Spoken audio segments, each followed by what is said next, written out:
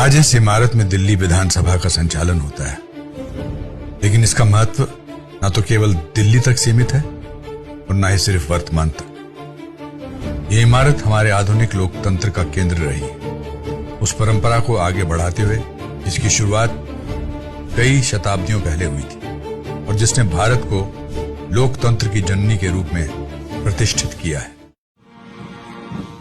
12 दिसंबर 1911 तीसरे दिल्ली दरबार की ठिठुरती हुई सुबह में किंग एम्परर जॉर्ज पंचम की गूंजती आवाज, अब से भारत की राजधानी कलकत्ता नहीं दिल्ली होगी। राजा महाराजा, गर्व से तने ब्रिटिश अफसर और हतप्रभ दिल्ली वाले सब साक्षी बने। जिन गलियों ने 1857 में साम्राज्य की नींव हिला दी थी, वही दिल्ली फिर सत्ता का दिल बन गई। राजधानी को नए ठिकाने की दरकार थी। ब्रिटिश आर्किटेक्ट ई मॉन्टगेरी थॉमस ने 1912 में चंद्रावल गांव की मिट्टी पर खूबसूरत सफेद रंग का वैधानिक महल रचा। सेठ फतेहचंद की निगरानी में सैकड़ों मजदूरों ने महीनों में ही ये इंपीरियल लेजिस्लेटिव काउंसिल खड़ी कर दी। आज का वही पुराना सचिवालय जहां साम्राज्य के फरमान और स्वराज के स्वप्न पहली बार आमने सामने आए। 1909 में मार्ले मिंटो सुधारों ने देश के प्रशासन में निर्वाचित भारतीयों की भागीदारी सुनिश्चित हुई। परिणाम स्वरूप परिषद में भारतीय सदस्यों की संख्या बढ़ी। परिषद की गतिविधियां 1913 में आरंभ हुई। 1914 से 18 का प्रथम विश्व युद्ध इसी इमारत में गूंज उठा। 28 अप्रैल 1918 को वायसराय ने प्रथम विश्व युद्ध में भारतीयों की भर्ती पर विचार के लिए इसी दिल्ली विधानसभा भवन में युद्ध सम्मेलन आयोजित किया।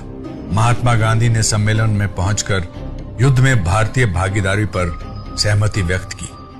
भारत ने मोर्चों पर 13 लाख से ज्यादा सैनिक भेजे, 74,000 जवान घर न लौटे। लेकिन देश ने अंग्रेजी हुकूमत से सवाल किया, इस बलिदान के बाद स्वशासन कब? युद्ध के बाद भी दमन कम न हुआ। मार्च 1919 का रॉलेट बिल, बिना मुकदमे के गिरफ्तारी, न अपील, न दलील, न वकील। गांधी जी दर्शक दीर्घा से बहस देख रहे थे। पंडित मदन मोहन मालवीय ने 4.5 घंटे गरज कर कहा, यह काला कानून है। मगर बिल पास हो गया।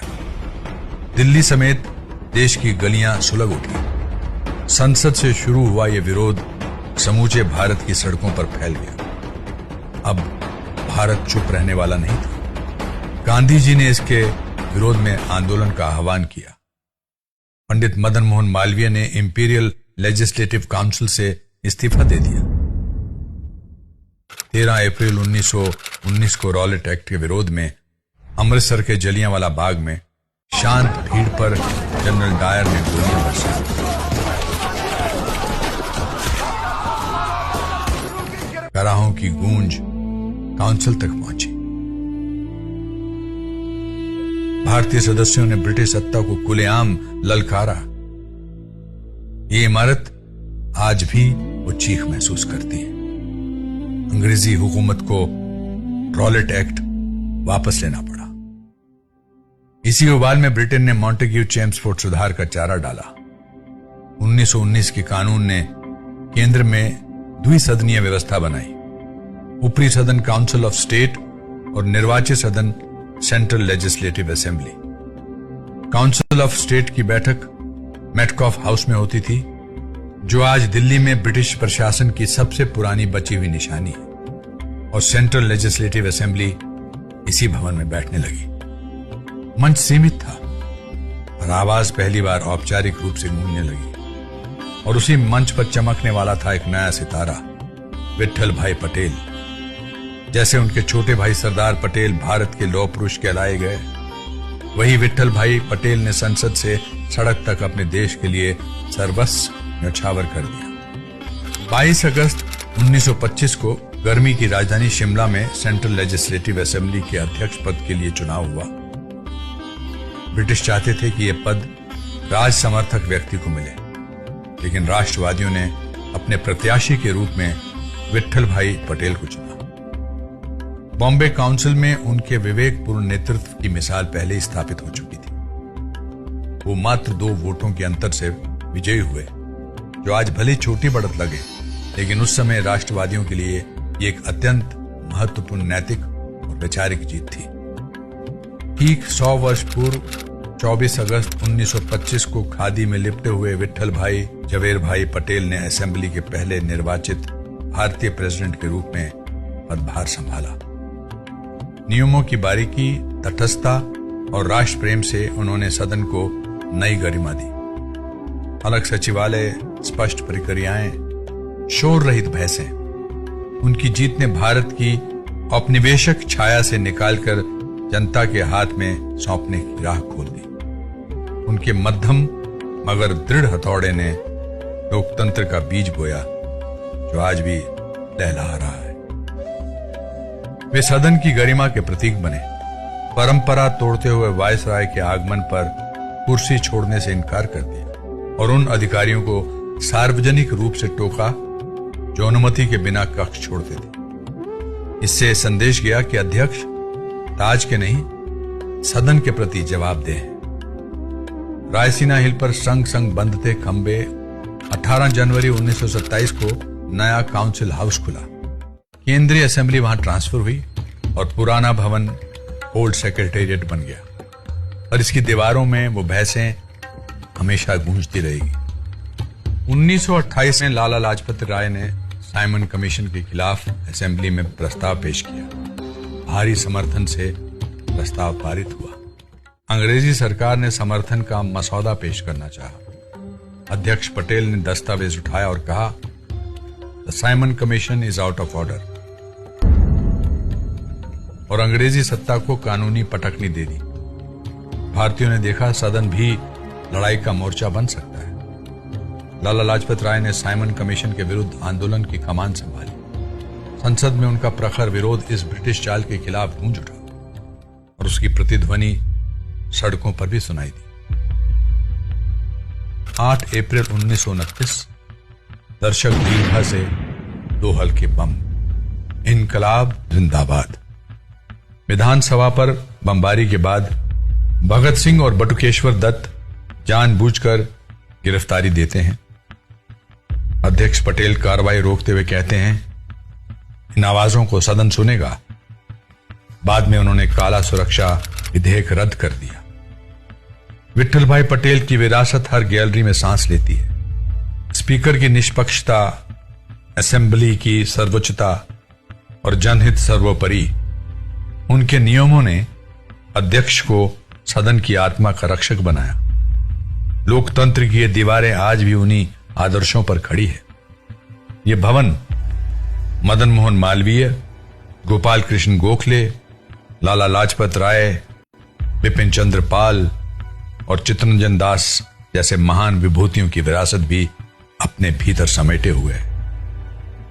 1930 में विट्ठल भाई पटेल ने भारतीय स्वतंत्रता आंदोलन के प्रति ब्रिटिश सरकार के रवैये के विरोध में अपने पद से इस्तीफा दे दिया।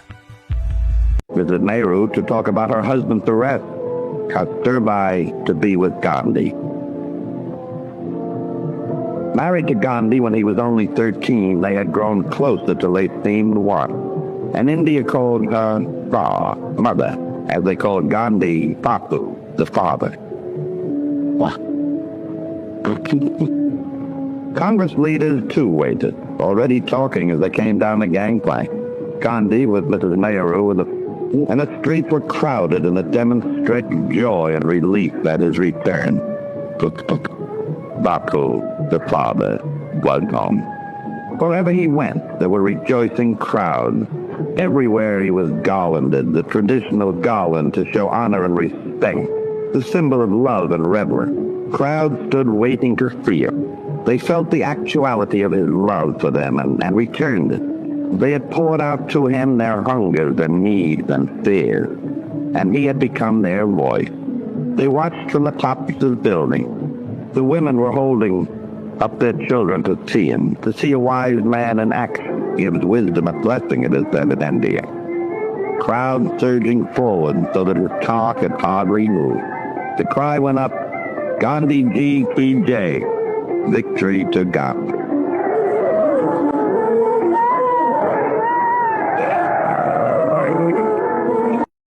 Word regarding the recent act by Mahatma Gandhi. It has been made to appear by the British press and the British public man that Mahatma Gandhi is opposed to the political representation of the untouchable. Nothing is further from the truth. As a matter of fact, Mahatma Gandhi is prepared to give more representation to the depressed classes than what the award gives. He objects to the method by which that representation is proposed to be secured by the award. 1933 उनके निधन पर लगभग 3 लाख लोगों ने उपस्थित होकर उन्हें अंतिम विदाई दी। प्राण त्यागने से पहले देश के नाम उन्होंने संदेश दिया, Give my blessings to all my countrymen and all my friends of India throughout the world. Before I die, I am praying for the early attainment of India's freedom. उन्होंने जो संसदीय परंपरा स्थापित की वो आज भी जीवित है। भारत एक लोकतांत्रिक राष्ट्र ही नहीं बल्कि लोकतंत्र की जननी भी है, मदर ऑफ डेमोक्रेसी भी है। भारत आज वैश्विक लोकतंत्र का भी बहुत बड़ा आधार है। कहा जाता है ना कि तन समर्पित मन समर्पित और ही है जीवन समर्पित, चाहता हूं देश की माटी तुझे कुछ और भी दूं। ये सिद्ध करके दिखाया वीर विठल भाई पटेल ने। 3625 रुपए सैलरी मिलती थी, 400 रुपए किराया देते थे मकान का, 1600 रुपए अपने खर्चे के लिए रखते थे और बचे हुए 1600 रुपए गांधी जी को चेक से भेज देते थे। एक इमारत ने गुलामी की बेड़ियां देखी, आज वही आजादी का उजाला भी देखती है। विठल भाई के संयम और भगत सिंह की दहाड़ हमें याद दिलाती है, लोकतंत्र ईंट पत्थर से नहीं जनतंत्र से बनता है। पर इसकी दीवारों में वे बहसें हमेशा गूंजती रहेंगी।